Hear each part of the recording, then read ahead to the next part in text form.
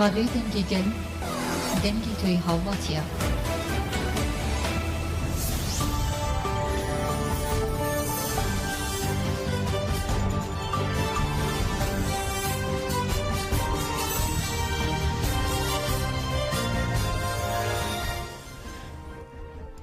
شنوندگان لوچان رادیو دنگی گل دم باش کدارن هجا ایرو 23 تباغه 2024 اینه لبروکسل ساعت 13 لامده 14 کدارن هجا منوچی را و روژه پیشکش بکن لپیشی چه سنوچم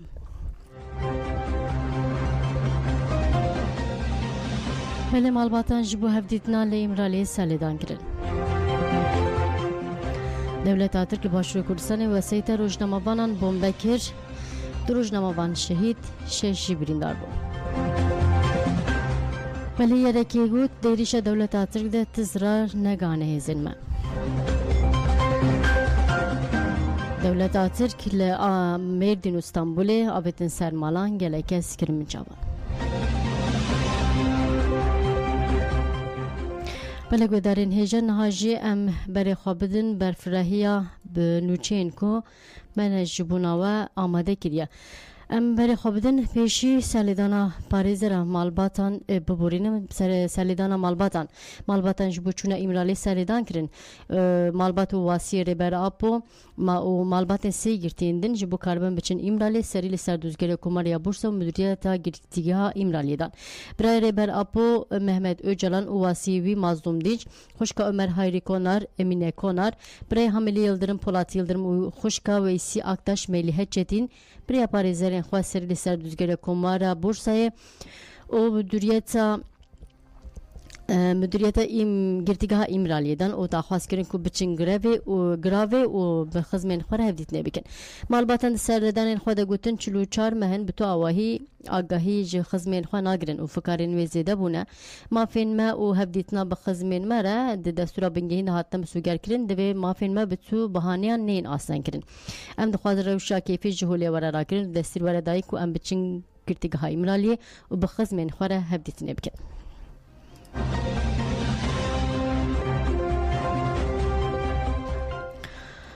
بله لسلیمانی و سایت روزنامه‌وانان هات بمبکرین دو روزنامه‌وان شهید بون ششی بریندارن ایریش لنافچیا سید صادق آسلیمانی پیک هات لگور آگاهی روزنوسه بالافریکی دولت ترکیه اداگیر کرد لسید صادقی و سایت روزنامه‌وان کرد بمبکر در انجام ده دو روزنامه‌وان جن شهید بون شش روزنامه‌وان بریندار بون روزنوسه گوت اوید دمکی کنده آگاهی برفرهتر بدن هات زانی کو و سایت هات بمبکرین گریدای کمپانیا چتری بو کو کاروبار مدیه دیگر روزنامه‌وان به واسطه کمپانی جبو برنامه که تلویزیون چوبون در و حتی زنین کو روزنامه‌وان کو شهید بونه یک جوان گلستان تاره و یادنجی هیرو بهاتینه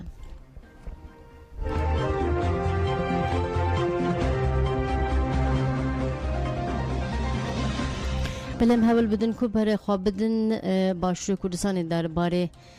ایریشوی و شهادت دا آگاهیم برفرهتر بواره پاربه بگن لم جارک دن برای خواب دن باشور کردستان بالافرین دولت ترک باجروکا ماوید آگریده سلیمانی جی بمبکر لگوری آگاهیان بمباران بریا دمکی کرد چی بو بالافرین دولت ترک باجروکا ماوید آگریده سلیمانی بمبکر لنهات زنین زیان مادی جانی ین ایریشی چی بونه یاننا هجا گوتن دولت ترک اداگیر کرد به هزاران لشکر لگل بدسدان تانک و ستین زرخی و بدهان کیلومترین در باسی نواخاکا باشور کردستان کریه روزانه دورین نشتجیبونه و زوی و باغین ولاتیان بمب و توباران که لگل هفکاریه پدیکی که بسالن لگل دولت ترکیه داگر کرد دوام دیگه بریا چند روزان حکومت عراقی لگل ترکیه پیمانه کی هفکاری امضا کرد و ریا پدیکی دولت ترکیه وکری هین برفرهتر کرد بلم بر خوابدن سلیمانی روزنامه‌وان رباز حسن بمره رباز تنباش تو بخیراتی و شانامه سری صعبه بله وسایت روزنامه‌وانان دولت ترکیه هدف هلبت گلک جران دولت ترک جبو راسی در نکه ورته لباکور لروجاوا لباشور لگلک جهان که هدف لبله اف ایریش هنینه ایریشه که برفره شش کس بریندارن دو شهیدن آگاهی هبن تو مرا پارو بکه روش چیه روش برینداران چیه یکو شهید بونه اگر که تو نازدکی هنه که بحثوانش مرا بکی بله سلااوتان لێبێ سلااو لە گوێگرانی رادیۆگەتان سەرەتا من سەرتاقی خۆم لە تەواوی گەلی کوردە تەواوی ئازادیخوازانی دنیا ئەخوازم لەبەرەوەی ئەم ڕۆژنامە نووسانە بۆ تەواوی گەلی کورد و بۆ تەواوی ئازادیخوازانی دنیا ڕۆماڵیانە کرد و کاریانە کرد بۆی حەقی خۆیەتی لێرەوە سەرتاقی لە خۆمانم لە تەواوی گەلی کورد بکەم بەڵێ ئەم تیمێک لە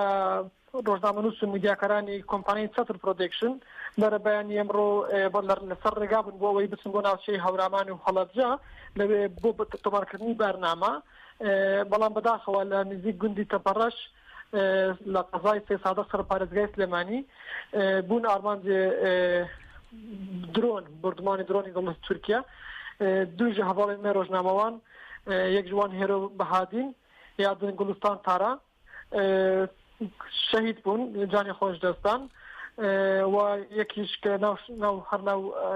عەرەبەی واندا بوو ناو ئۆتۆمبیلە واندا بوو بناوی ڕێبین بەکر ئەویش بەگرانی بریندار بووە و پێنج هەواڵی مێدین ڕۆژنامەوان کە لە ناو عەرەبیکردندا بوون نزیکی وان بوونە ئەوانیشی بریندار بوونە بەگشتی دوو شەهید شەش بریندار هەنە یەکژ برینداران برینەوی گرانە وەکو من ڕاگەهاند ناسنامەی وان بە فەرمی هات ئاشکراکردن ژە عالیە کۆمپانیای چەتر پرۆدەکشن هێرۆ ئیبراهیم بوورێ هێرۆ بەهادین خەڵکی ناوچەی سەنگا و ئا باشووری کوردستانەیە گوڵستان تارا ئەوژ یەکی ڕۆژنامە نووسێنەر کە شەهید بووە خەڵکی باتمانێ باکووری کوردستانەیە نەهاژی کۆمپانیای چەتر پرۆدەکشن لە پێش تبعەدلی داخوانیەکی هەیە داخوانی فەرمی هەبێت نەها ڕۆژنامە نووس و میدیاکار لەور کۆم بوونە هەم چەتر پرۆدەکشن هەم میترۆ ژۆ پاراستنی ڕۆژنامەوانان دەمێکی نێزدا داخوانی بدەن هەڵستی خۆ ڕابگەێنن و هەروەها من ئەویش بیر کە بریندار برنە خەستێ نەخۆشخانە نەها ئەوەی نەها چارەسایی ژوارادیەکردن بە تایبەتی بۆ ڕێبن بەکر کە بەگرانی بریندار بووە هەموو هەوڵێک ئەوەیەک و جانی ڕێبن بەکر پارێزراو بێ واژ بۆویژی دکتۆر و هەموو تیمە تەندروستی پرا مەژبوورم بۆی بتوانن چارەسەرێکی زووی بۆ بکەن بله ڕێباس ئەس دخوازم هەنێکی دەڤیا لێدەش نێرناتە بگرم تام دەدەمێکی وەها دە توێ ئێریشێ چاوا دنرخینی ئەگەر کو ez bînim bîrate par tam divê rojê de li Rojavayê Kurdistanê wesayîta Jin TV hatibû êrîşkirin wê dervê de jî ajukar şehîd bûbû daman demê de em bêjî ku xebatkarekî Jin TV jî birîndar bûbû û divaya tam di sala wê de tam vê dîrokê de li Başûrê Kurdistanê êrîşekî wiha pêk tê yani ev êrîş tu çawa dirin digrî dest em bêjin ku bi taybetî jî wesayîtên çetirê hatiye bombekirin yani em bêjin ku ragihandine li Başûrê Kurdistanê vê êrîşê çawa digrî dest tu çawa dinirxînî ev tê çi watê ev êrîşa ku rast rast li beramberî rojnamawanan pêk tê لە ڕاستیدا ئەگەر ئێمە بە چاوێکی فراوانتر لە ڕووداوەکە تەماشا بکەین هەم لە تەواوی کوردستان دەبینین کۆنسپتێک ینی کۆمەڵکوژیەک هەیە بەرامبەر ڕۆژنامە نووسان بەڕێوە دەچێت و بە تایبەتی تاریخی زۆر تایبەت بەکاردێنن لە تاریخی و لە وەختی زۆر تایبەتدا بەکاردێن کە ڕۆژی پێشتر کۆمەڵکوژی تیاکراوە بێگومان ئەو کۆنسپت و کۆمەڵکوژیە بە شێوازێکی فراوان بەڕێوەچێت تەنها دەوڵەتی تورکیا نییە بگرە لە ئێستادا پارتی دموکراتی کوردستان و بەشداری کردووە حکوومەتی عێراق بە شێوازەکان بەشدارە تورکیا بۆ خۆی سەرکێشی ئەوەکە ئەمە ئامادەکردنی ڕۆژنامە نووسانیش بێگومان هەدەفێکی خۆی هەیە لە ئێستادا هەرێک لە پەدەکە حکوومەتی عێراق و تورکیا چ کارێک دەکەن بۆ تەشکیلکردنی ینی بزافی ئازادیخوازی گەلی کورد و بۆ سەرخستنی پلانەکانیان ئەوەی کە پلانەکانیان فوتسەڵ دەکاتەوە ئەوەی کە ڕاستیەکان ڕابدەگەێنێت بێگومان ڕۆژنامە نووسانن ڕۆژنامە نووسان لە هەموو ینی بە شێوازێکی زۆر ورد و چالاکانە کار دەکەن بۆەوەی لە هەموو شوێنێکەوە هەموو ڕاستیەکان بۆ ڕایگەشتی ڕابگەێنن میدیای دەسەڵات و میدیای ینی لایەنگری کۆمەڵکوژیەکە هەیە میدیای ئازاد و میدیای کۆمەلگاش هەیە بێگومانە ڕۆژنامە نووسانەی کە هەم ڕۆژاوای کوردستان لە ژین تیڤی پارساڵ شەهید بوون یا بریندار بوو و ئەوەی ئەمڕۆ شەهید بوون و بریندار بوونە هەمویان میدیای گەلن میدیای ئازادن میدیای ینی ئەم خەڵکن بۆ گەل کار دەکەن بۆی ئەوانە بە ئامان دەگیرێن ئەمە شتێکی سوتفە نییە هەر لەگەڵ بۆرجمانەکەدا دەستگای بە ناوی دژەتیرۆری پەدەکە دەبێژە عەرەبەیەکی چەکدارێن پەکەکە هاتیە بۆردمانکردن ینی کۆنسەپتێکە بەیەکەوە بەڕێوە دەچێت ئێمە دەزانین ئەو هاوڕیانەی کە بریندار بوونە شەهید بوونە هاوڕێی ڕۆژنامەوانیمانن ئەگەر تو لە گۆگڵ ناوی هەر یەکیان لێ بدەیت یاخود لە هەر شوێنێک بگەڕێیت ئەتوانی بە هەزاران کاری ئەوان پیدا بکەیت بەرهەم و کاری ئەوان دیارەکە وەک میدیاکار و ڕۆژنامەنووس کاریان کردووە بەڵام ئامانج لەوە لە چییە کە پەدەکە بە چەکدار بەناویان دەکات ئامان لەوەی شەرعەتدانە بە کوشتنیان شەرعەتدانە بەوەی کە کۆمەڵ کوژیان بکەن شەرعەتدانە بەوەی ئەوەی تورکیا دەیکان ڕەوای بکەن لە ڕاستیدا ئێوەش وەک ڕۆژنامەنووس بەڵکو و ناوبانگی ڕۆژنامەنووسان بیست بێت ئێستا قسەیان لەسەرەکەین کە چۆن کاریان کردووە لە میدیادا و چۆن ڕۆڵیان هەبووە لە میدیا و لە ڕاگەیانی ئازاددا ئەمانە بکو باسم کرد هەمووی لە چوارچێوەی پلانێکی نێودەوڵەتی و هەرێمی بەڕێوە دەچێت ئامانج لێ بێدەنگکردن و کۆمەڵکوشکردنی میدیاکارانە بۆ ئەوەی لە ئاستی تاوانەکانی بەرامبەر بزافی ئازادیخوازی گەلی کورد بەرامبەر داگیرکاری باشووری کوردستان بێدەنگی هەڵبژێرن بەڵام ئێمە ئەڵێن لە ڕاستیە ئەوە سەرناگرێت سەرکەوتوو نابێت بە شەهیدکردنی دەنیس بە شەهیدکردنی ڕزگار بە شەهیدکردنی وەداد بە شەهیدکردنی سۆران بە شەهیدکردنی زەرداشت ئەمە بێدەنگ نەبووین ئەم بێدەنگ نابین ئێمە کاری ڕۆژنامەوانی ڕاگەیاندنی ڕاستی پیشەی ئێمەیە پیشەی ڕۆژنامەوانە من ناتوانم لەبەر مشتێک پارە خیانەت لەگەلەکەم بکەم و ڕاستەکانیان لێ بشارمەوە ئێمە ناتوانین چاواشەکاری قبول بکەین ئێمە ناتوانین وەک ڕۆژنامەنووس بێدەنگ بین کە ببینین خاکەکەمان داگیر دەکرێت کە ببینین ڕۆژانە گوندەکانی کوردستان بۆردمان دەکرێت کە ببینین ڕۆژانە بە هەزاران دۆلمی کوردستان دەسووتێت ئەمە ئەو ڕۆژنامەنووس ناتوانین لە ئاستی ئەوانە بێدەنگ بین بۆیە ئەم ڕووداوانە بێگومان دەمان هێشێنێ بێگومان کارەساتە بەڵام ئەوەی کە ئێمە مسوولتر دەکا وەکو ینی هێزمانداتێ لە قوربانی ڕشایەتی ئەو هەواڵەشمان کە زیاتر کار لە سەرکاری ڕۆژنامەوانی بکەین و زیاتر ڕاستەکان ڕاگەین بۆ ڕایگەشتی زۆر سپاس دەکەم ڕێباز ji بۆ تەڤلیبوون و ئاگای و شرۆڤێتە دەم باش جارێکیدن سەرێمە هەمویان ساغ بە بێگومان سەری هەموو گەلی کورد ساغ بێ سپاس بۆ ئێوەش بەلێ گودەرین هێژە باڵافرێن دەولەتاتر گوندێکی شارباژێر ژێ بۆمبە کرد چاوکردنên هەرێمی راگەهاندن و باڵافرێن بێ مرۆڤ بچەکên دەولەتاتر دوو جاران گوندێک گەلالەیە گرێدەی باژەرۆکە شارباژێر ئاگرێدەی سلێمانی بۆمبە کرد تێکیلاری زیانên canî û madî tu agahî nehatin dayîn li alîdin balafirê şerên dewleta Tirk çiyaya Asosê jî bombe kir lê ziyanên êrişê nehatin zanîn yerêkê jî daxwanek da got di êrişên li ser Asosê de hêzên me zirar nedîtin nava deragihandina yerêkê têkildarê her du êrişên dewleta Tirk ên li ser çiyaya Asosê got îrod saet çardan de balafirên şerên dewleta Tirk du caran herêma Asosê bombe kirin di encamê de zirar û ziyanekî zêde gêjtiya xwediyê bax bostan rez û jinga herêmê di bombebaranê de lê tu zirar negihîştiye hêzên me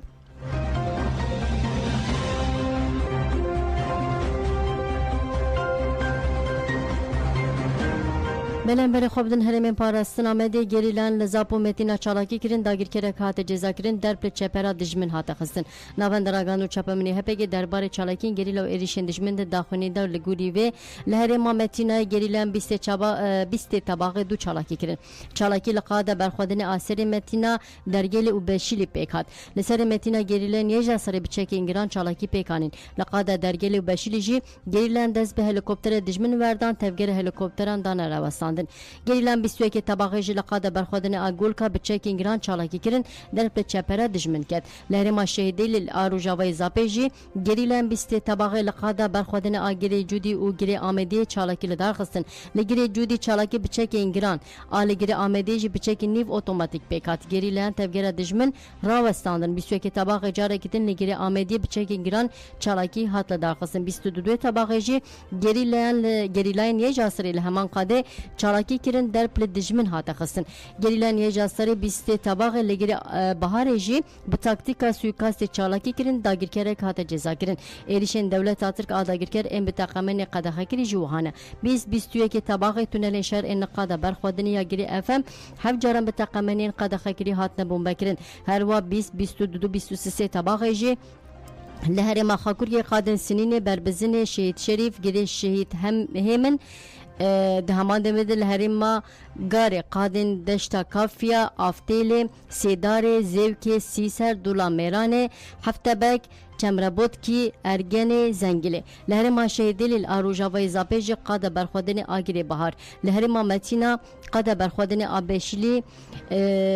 بشلی دناوی ده بگشتی 29 جارم به بالافرین شهر هر وها لهر ما خاکور که قادن شهید شریف و گری شکیف لهر ما متینا قاده برخودن آر سری متینا لهر ما شهیدل الاروجا و اضافه قاده برخودن آگری جودی به هلیکوپترین ایریشی هات نبوم بکرن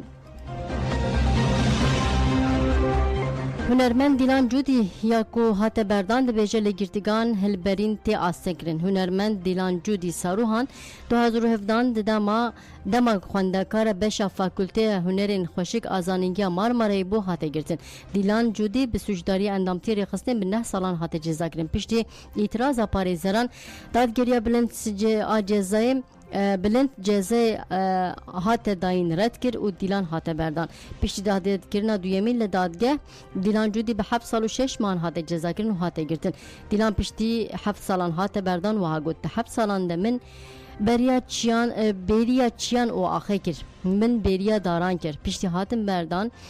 روش دویمین من دار حمیز کرن من خواه لگرتگه جنو دا آبا کر من جنین خورد جیر و خودی اراده ناس کرد لگرتگان برخوادنه که مزنه ہے دوی زندان و کسین لزندانان نیش بیر کرن دیلان جودی دازانه کو ددما دستلادر AKP مهپیده کادرویک نو دردکته هوله ریبرین گرتگان تف تایبتن و فاشیستن دجمنی مروواهیه لسر مالبات و گرتیان زختی دیگه نه لنگرتی درمان ببن لگرتگان یه نخواشی نه نخواش دیگه من وینه خیز دکرم ندهشتن وینه من دست سر دکرم مجی لسر تیشورت و اتلتین خوا وینه خیز دکرم من نشان دا کو او نکارن ری لبر هنرامن بگیرن او وینه من لچاناکاله استانبول هاتم پیشاندان هنرمند دیلان جودی هری داویج گوت چالاکی و برنامه لدر و ین لدیجی تجدید باندوره که مزن لسر گرتیان دکن لدوی جواک هیزرتر برپسیاری بگیره سر خوا دوی بن پیکنه مافان حقوقی ناف نتوی لگرتگان نین قبول کرن تلیلیان دایکان یه لبر گرتگه نامه جدر و دهاتن موراله که مزن دامه جبر و دوی جواکا لدر و برپسیاری که هین مزن تر را به سرخواه دولت ترک استانبول مردین آبتن سر مالان گلک از کرم چاوان پلیسن دولت ترک استانبول بسر گلک مالان دا گرتن سر دا گرتن لی اسن نورت پیکات پلیسان انجام سر دا گرتن ده هفسروکین دم پارتیین اسن یورته روجدا یلماز و عبدالله آرین دناوی ده گلکز بن چاف کرن لشمل خامردین جی دولت ترک ساعتین سر سبیتا آبتن سر مالان هات زانی لشکر و پلیسان به هفره بسر مالان دا گرتنه بکی مانی حف کس هاتن بچاف کرن اوان برن ناونده پلیسان ناون هن کسین هاتن بچاف کرن جواهانه محمود دمیر عبدالله دمیر و شنول شان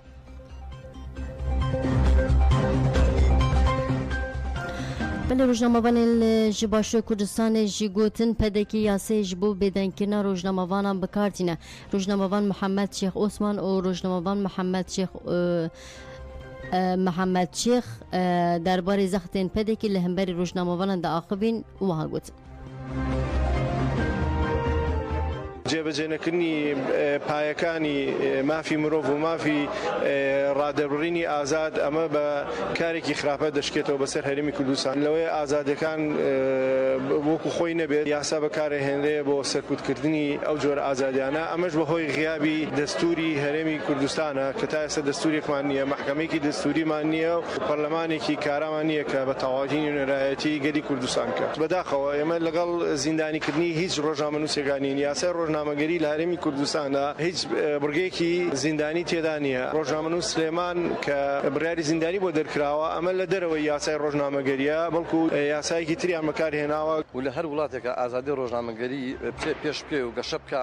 پەیوەندی بە ئاسی دیموکراسی ئەو وڵاتەوە هەیە. من وەک خۆم بە هیچ شێوەیە لەگەڵ ئەوەدا نیم کە ڕۆژنامەنووس ئازار بدرێ یاخود بڕفێنرێن ڕەنگە ئەمەش علاقەی بە جوگرافیەکی دیاریکراوە هەبێ. خۆتان ئەزانن لەسەر لە هەرێمی کوردستانە لە هەندێک شوێن تا ڕادێک ئازادی ڕۆژنامەنووسی هەیە. ڕۆژنامەنووسان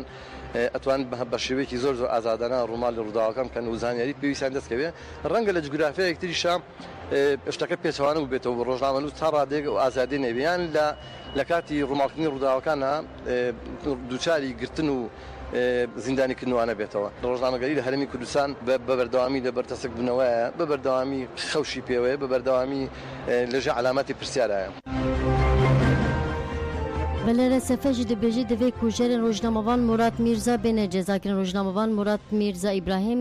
تیرمەهێدا دە ئەنجامە ئێریشە باڵەفرین دەولەتا ترکدا لە شینگالێ هاتە شێتکردن. بەرپرسێری خستنا ڕۆژنامەوانên سینورنەناس یê rojhilata navîn Yonatan Dagher têkillerê binpêkin û şiddeta li Başûrê Kurdistanê li ser rojnamevan û êrişên ku pêk tên axivî û got ew êrişa hewayî bû sedema şêtkirina rojnamevan Murat Mirza İbrahim Suce û heta niha êrişkar û sucder nehatin cêzakirin. Em banga lêkulînê ji bo şêtkirina rojnamevan Murat Mirza İbrahim dikin. Em bank re desthilatdar û rayderên Başûrê Kurdistanê dikin. Dawî li binpêkirinên xwe bînin û xwe berpirsiyar bibînin. Divê rojnamevan li Başûrê Kurdistanê di rewşekê ewle de kar bikin. Dadger diyar kir ku di sê mehên borî de 6 rojnamevan Süleyman Ehmed, Umed Beruşki, Nijyar Muhammed, Behêz Akireyî, Murat Yazar û Ahmed Şemkî li Sînûrê parêzgeha Duhokê hatine girtin, işkence li wan hatê kirin û bawekî neheq biborînin têne dadgehkirin. Di heman demê de daxwînê de tê gotin ku tiştê berê rojbûna Süleyman Ehmed hatiye serî wî binpêkîna mafê rojnamevan û pîşeyê wan e û nayê qebûl kirin.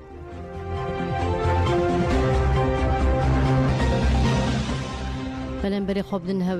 Hewlêrê li ser riya Hewlêr Kerkûkê qeza çêbû 4 kesan jiyana xwe ji destan. Hate zanîn li ser riya Kerkûk Hewlêrê sê waseyî li hev qelibîne. Bu yer danê sibê pêk hat, di encamê de agir bi weseyî tenketiye 4 kesan jiyana xwe ji destan.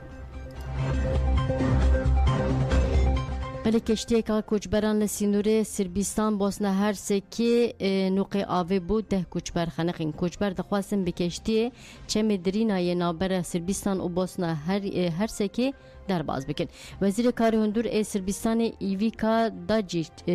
Dacic dibêje keştî nûqê avê bûye. Dayîkek û zaroka wê di navê de 10 koçberan jiyana xwe ji destan. Sisê jê zarok 18 koçber bawekî ewle derbasî Sînûrê Bosnayê bûn. Lê fikar hene ku hejmara windahiyan zîretir bibe. Hêjayê gotine di nava 10 rojên borî de di çemê dirînayê navbera Bosna Hersek û Sirbistanê de bi kêmanî 40 koçberan jiyana xwe ji destan.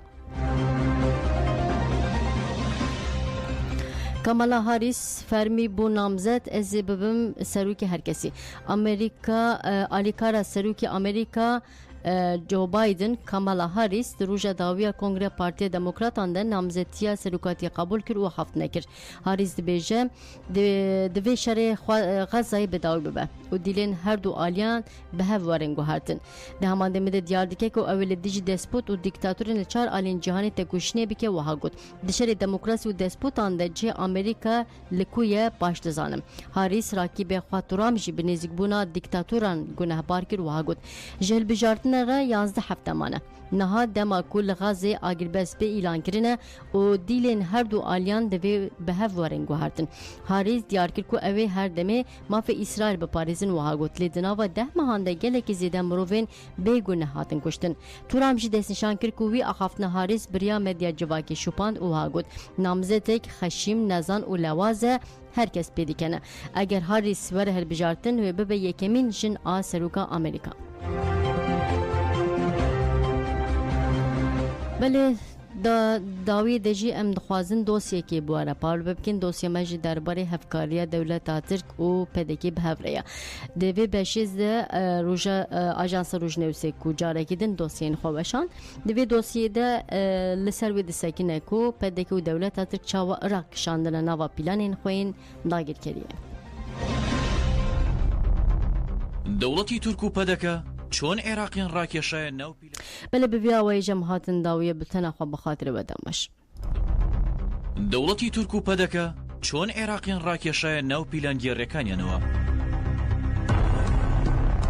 دەوڵەتی داگیرکەری تورک بۆ لەناوبردنی گەلی کورد و زیندووکردنەوەی میساقی میلی هەموو ڕێوڕێبازێک تاقی دەکاتەوە و ئەم جارەشیان حکوومەتی عێراقی بە پیلانە گڵاوەکانی تێوەگلان بەڕێکەوتنێکی مەترسیدار بۆ داهاتوو وەزیرەکەی پەدەکە هەموو داگیرکاریەکانی دەوڵەتی تورکی لە خاکی عێراقدا بە یاسایی و فەرمی کرد لە 15 ئەم مانگەدا بە سەرپەرشتی فواد حسێن نوێنەری پەدەکە و وەزیری ناوخۆی عێراق بە یاوەری ڕێبەر ئەحمەد ئەندامی پاراستنی پەدەکە و وەزیری ئێستای ناوخۆی حکوومەتی ماوە بەسەرچووی هەرێم فالح فەیاز سەرۆکی دەستەی حەشدی شەعبی و سابت محەممەد وەزیری بەرگری عێراق شاندی ئەمنی عێراق لە ئەنقەرە لەگەڵ هاکان فیدان وەزیری شەڕی تایبەت و دەرەوە ئیبراهیم کاڵن سەرۆکی دەستگای میت و یەشار گولەر وەزیری بەرگری دەوڵەتی تورک کۆبوویەوە و ڕێکەوتن نامەیەکی مەترسیداریان واژۆ کرد هەرچەند لە ڕابردوودا چەندین ڕێکەوتنی ئەمنی هاوشێوە لە نێوان دەوڵەتی تورک و عێراق کراوە بەڵام گەر لە ناوەڕۆکی ئەم ڕێکەوتنە ڕابمێنین دەبینین